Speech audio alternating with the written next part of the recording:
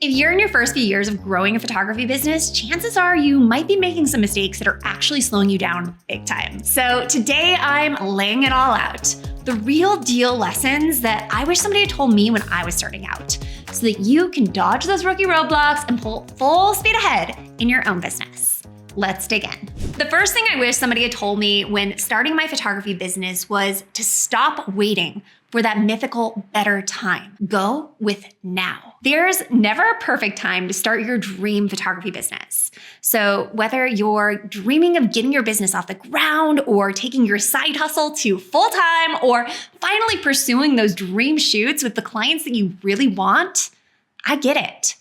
Stepping into the unknown, especially in something as personal as your photography, can be daunting. But here's the thing, if you're waiting for that divine timing where everything just falls into place, extra time that appears out of nowhere, that excess money for better gear, and everything just feels good and right and shiny, it's a bit like waiting for a pink unicorn to show up at your doorstep. It's a beautiful thought, but you might just end up waiting for forever. So I'm here to tell you that if you're holding out for the stars to align, where you have extra cash in hand, ample free time, no major life distractions, then you're setting yourself up for a never-ending wait. So let's debunk this myth once and for all. Building a photography business isn't about having all of the resources from the get-go. The top photographers that you look up to didn't get to where they are by having it all together before moving forward. Don't believe me? Show me one that did. You can't. Because we all didn't wait. If we did, we'd never have gotten anywhere. So when I began my journey, I had every reason in the world not to start. I was juggling a full-time college and full-time work to pay for school. I didn't know my f-stops from my shutter speed, and actually, I didn't even own a camera. I had to borrow one. So I had no business getting into this business. On top of that, my entire family saw photography as a hobby, a detour from the smart path. But I just couldn't shake this nagging idea. What if? What if I could turn this passion of mine into a living? What if I could be successful even? And this was a question that repeated itself at every major crossroad in my business evolution. When I had the desire to move from photographing families into weddings, I thought, what if? When I fell in love with the gorgeous details of higher end weddings in the premium and luxury markets, I thought, what if? It always starts with a burning question, a desire. But to make that into reality, waiting around isn't an option. We need to move forward. So if you've been waiting for that perfect time to move your dream forward, consider this your sign. It's time to shift from dreaming into real tangible action. Start by getting just a little bit of clarity on your next step forward. It's okay if exactly how to get there is still a bit foggy. You don't need to see the entire path or have all of the answers to start. All you need is the next step, and then one after that. Start putting one foot in front of the other on your photography journey. Your steps will depend on your goals and where you're at in business. But as an example, if you're looking to move from a hobbyist into making a career in photography, perhaps you start by saying out loud, I'm a photographer. It's always surprising to me how new photographers won't call themselves a photographer. You can call yourself a beginner photographer or a newbie photographer if that feels better, but you're a photographer. Boldly put it out there and own it. And I know that this sounds so simple, but this is the first bold move towards really stepping into your new role as a professional. Nobody's gonna give you the permission. You need to claim it for yourself. And for my part-timers wanting to go full-time, a great next step would be to set measurable parameters. How will you know it's time to make the leap to full-time? Decide what you need to make that shift. Is it a certain amount of savings, a certain amount of revenue coming in per month through photography specifically? By getting really clear and specific on when you'll make that shift, you can then set milestones and action steps to move you towards this. So now is your moment. Don't dream about just someday. Make today the day. Grab your calendar right now and block out 20 to 30 minutes. It can be right after this video, tonight, tomorrow, whenever you can fit it in, the sooner the better. But I challenge you to get it on your calendar and commit time to take that next small step towards building the dream that you care about. Before we move on to the next tip, I want to add one more thing. In addition to there not being a perfect time, you actually need a lot less than you think. You don't need lots of money, expensive gear, or lots of connections to start. I didn't have any of this when I started my business. In fact, as I said, I didn't even own a camera. But as I made more and more money in my business, I put part of each booking aside to reinvest back in my business. I saved for training, for lenses, to buy a new camera. And it's okay to allow this to be a process. In fact, when you embrace the concept of business in stages, you'll grow a lot faster. Which actually perfectly leads into the next thing I wish I knew before starting a photography business. It's vital to stop comparing your stage of business to other people's stages. Business growth happens in stages. And in order for us to grow faster, it's important to both know and honor the stage you're in. And you can indeed grow very fast in this business. But remember, you're still going to need to graduate from the stage you're in. And what I've found is every stage of business has its unique challenges and needs. It's like a ladder. You climb one rung at a time. And the strategies and steps that work at the start of your business journey won't necessarily be what propels you forward later on. For example, in my early days, I remember looking at all the things established photographers were doing and feeling so behind. They seemed like these superheroes that were just effortlessly juggling everything. And I felt like I was miles behind, struggling to keep up. But the truth that I discovered later on was they weren't superhuman. They were just simply further along in their business journey. And the moment I shifted my focus from comparing to concentrating on my own path, my growth accelerated. I discovered that quantum growth isn't about stretching yourself so thin, trying to do a little bit of everything, including the myriad of things that others are doing or telling you to do. Instead, it's about really zeroing in on the key actions that are going to drive your business forward at the current stage of growth you're in. So consider this. The strategies you need when you're just starting, such as crafting a portfolio, carving out your niche, and really getting to know your ideal client, are vastly different from those required when you're at the six-figure mark and ready to scale up to the next level. And that's actually part of why you're going to find so much conflicting advice out there on what you actually need to do to grow. Many of the strategies and tips you'll watch online are one size fits all, serving a very broad audience, not based on you, your specific needs, based on your goals, your stage of business. And that's why I guide photographers through these stages with tailored marketing strategies, focusing on what's going to be the most impactful for that phase rather than trying to cram a one-size-fits-all approach on everyone. But I want to leave you with something tactical, so here's what you can do today. Take a moment and honestly assess where you're at in your business journey. Are you in that initial phase, defining your style and finding your dream clients? Or are you further along with a solid brand ready to level up? Identifying your stage is going to be the first step to focusing on the right strategies. Once you know where you are, you can then channel your energy into the most effective actions for that specific phase, leading to more efficient and confident growth. And before we move on to the next tip, if you want even more clarity on where to focus for the fastest results, I actually created a free quiz to help you identify where you're at in business, along with the blind spots and superpowers of the stage you're in. I'll include a link in the description below for you to take it and see your results. The next thing I wish I knew before starting a photography business is that to thrive long-term, you must think long-term. To be successful in business, it's vital to know the why behind every decision you make, to look beyond just today and focus on the bigger long-term vision.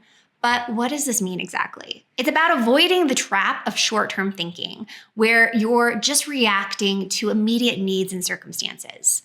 The actions that come from this place often lack the intention that only comes from aligning our actions with a longer-term vision. And the mistake of short-term thinking can show up in various ways in our business. For instance, in another video I shared about how to get more bookings, I talked about the importance of looking beyond just the next client and focusing on a longer-term strategy that ensures a consistent flow of clients. When you're considering where you want to be in 2 to 3 years versus just next week, it's beneficial to put together a full customer journey and build a broader strategy that brings in a consistent flow of clients that multiply over time. This is so that in a couple years' time, you won't have to work so dang hard to have clients easily flowing in. In my marketing course, I actually refer to this as building a marketing machine because once it's established, it can continually bring in business with minimal extra effort. In my early days, I realized that I was in this constant race. I was caught up in the constant hustle of chasing the next client and then the next, and it gave me no indications that this would ever change or that things would ever become easier. And I realized I had to be the one that changed. I decided I had to align my actions to a broader, longer-term vision.